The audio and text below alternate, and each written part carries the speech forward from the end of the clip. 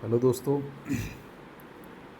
आज हम लोग बात करेंगे जो रेलवे में सेक्शन कंट्रोलर की वैकेंसी निकली हुई है उसका सिलेक्शन प्रोसेस और क्या क्या एग्ज़ाम में पूछा जाएगा, इन सब सारी चीज़ों पर हम लोग बात करेंगे। दोस्तों, इसमें आपके दो एग्ज़ाम होंगे। पहला होगा सीबीटी, कंप्यूटर बेस्ड टेस्ट जिसको कि बोलते हैं। इसमें आपके 120 मिनट का ये पेपर होगा और इसमें 100 क्वेश्चंस आपके रहेंगे।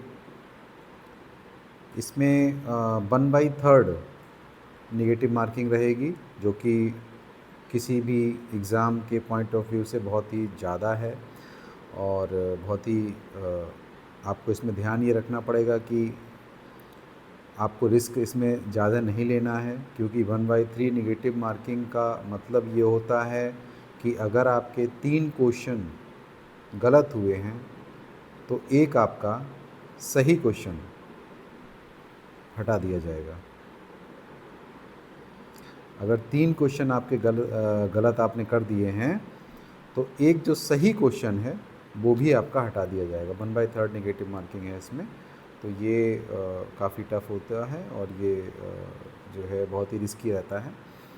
आपको इसमें ध्यान ये देना है कि जब आप इस एग्ज़ाम में अपीयर हों और तो फॉर्म देते समय, एग्ज़ाम देते समय जिन क्वेश्चंस पर आपको कॉन्फिडेंस हो, आपको लग रहा है कि ये सही है मेरा और इसका आंसर इस तरीके से आना चाहिए, उसको आप जो है ज़्यादा करना और ज़्यादा रिस्क लेने की या तुक्के मारने की कोशिश आप नहीं करना है इसमें। ये मेरा आपको पर्सनली सजेशन है।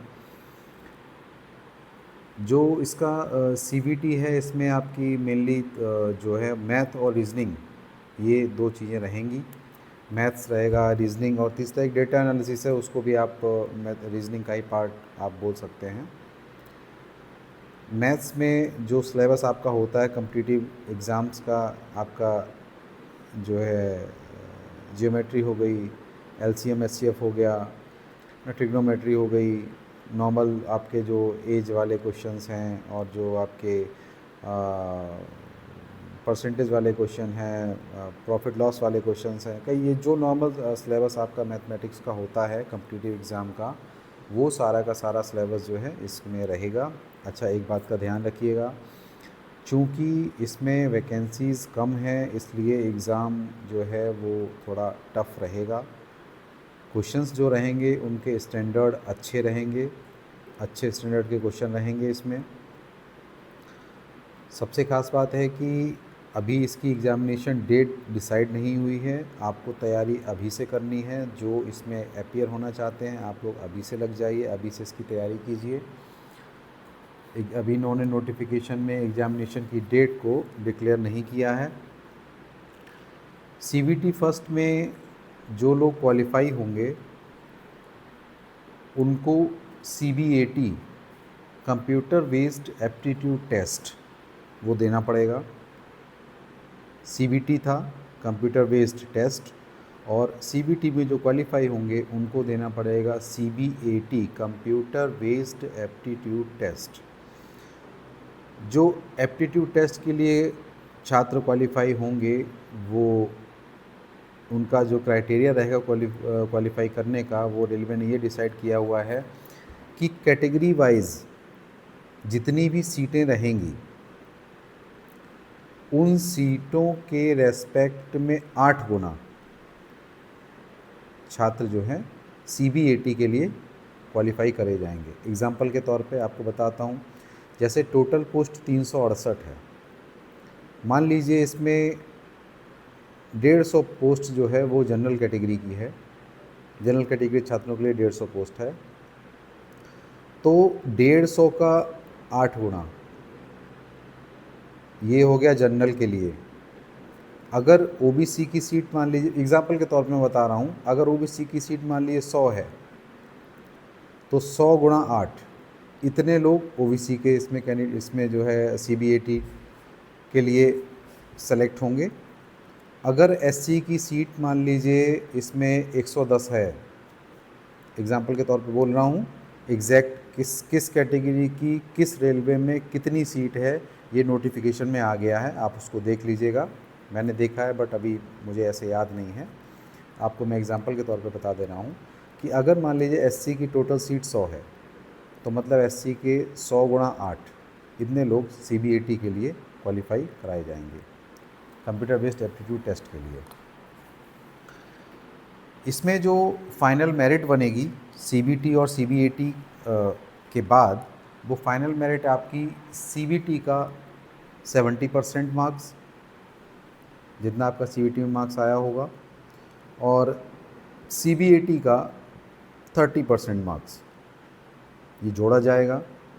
जितना भी मेरिट आपकी बनेगी उस हिसाब से फाइनल मेरिट लिस्ट जारी की जाएगी। जो लोग उसमें मेरिट लिस्ट में आएंगे उनको डॉक्यूमेंट वेरिफिकेशन और मेडिकल स्टैंडर्ड, आगे की जो जो चीज़ें हैं वो प्रोसेस उसमें फॉलो करनी पड़ेगी।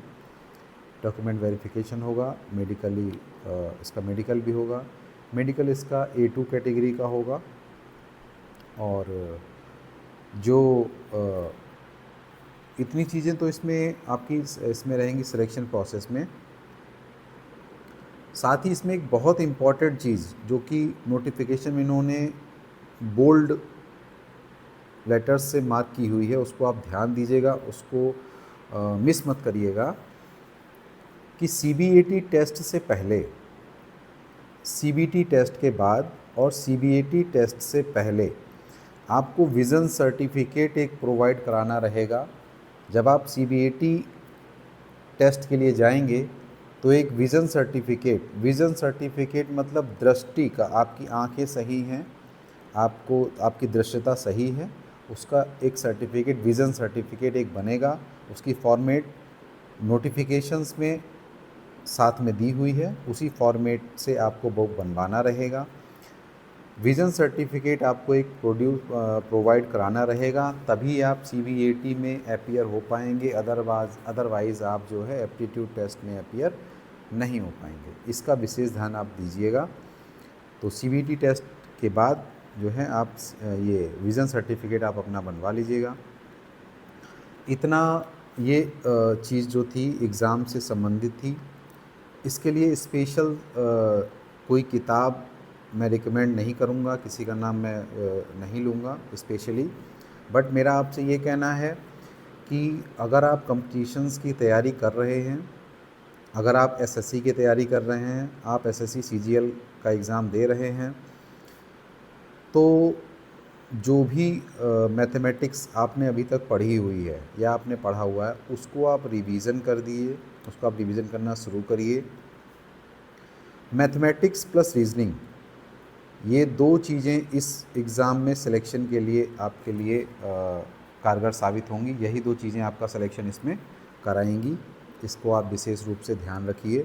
तो मैथमेटिक्स आपकी अगर वीक है, आपको लग रहा है कि मैथमेटिक्स में हाथ थोड़ा ढीला है, तो उसकी प्रैक्टिस आप अभी से करना शुरू कर दीजिए।